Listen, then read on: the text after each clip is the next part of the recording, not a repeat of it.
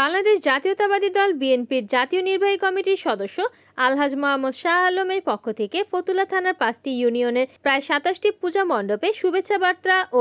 আর্থিক অনুদান প্রদান করা হয়েছে। এরই ধারাবাহিকতায় 28শে সেপ্টেম্বর সোমবার ফতুল্লা থানা যুবদলের সাবেক সিনিয়র ভাইস প্রেসিডেন্ট ও ফতুল্লা থানা বিএনপির সাবেক সমাজ কল্যাণ সম্পাদক মোহাম্মদ আরাফাত আলম জিতু কাশীপুর ইউনিয়নের দুটো মণ্ডপে শাহ আলমের শুভেচ্ছা বার্তা ও আর্থিক অনুদান পৌঁছে দেন। এ সময় আরাফাত আলম জিতু বলেন,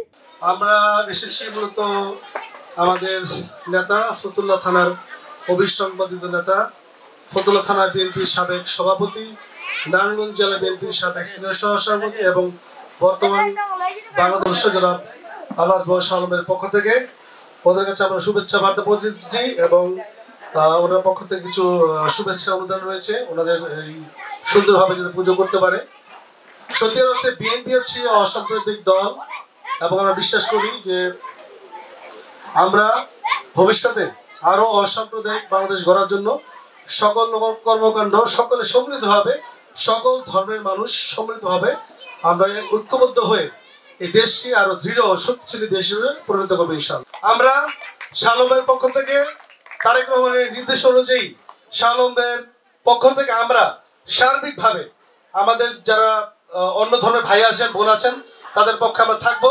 তারা যাতে তাদের ধর্মমত সুন্দরভাবে পালন করতে পারেন সকল প্রচেষ্টা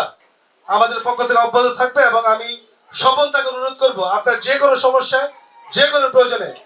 আপনি আমাদের বড় ভাই এলাকার ভাই আপনি আমাদেরকে ডাকবেন, ইনশাল্লাহ অবশ্যই আমরা আপনাদের পাশে থেকে আপনাদের এই এলাকার সকল মানুষকে সার্বিক সহযোগিতা আমরা দেব। এ সময় আরো উপস্থিত ছিলেন বিএনপি নেতা জনাব আমিরুল ইসলাম, নারায়ণগঞ্জ জেলা মুক্তিযুদ্ধ প্রজন্ম দলের আহ্বায়ক মোহাম্মদ আরিফুল ইসলাম টিটু, ফতুল্লা থানার জিসাসের সাধারণ সম্পাদক মোহাম্মদ আনিসুর রহমান আনিস, বিএনপি নেতা মীর মোহাম্মদ আলী, সাবেক ছাত্রদল নেতা শাকিল, রানা, সঞ্চয়, টুটুল, নাসির হোসেন সহ আরো অনেকে।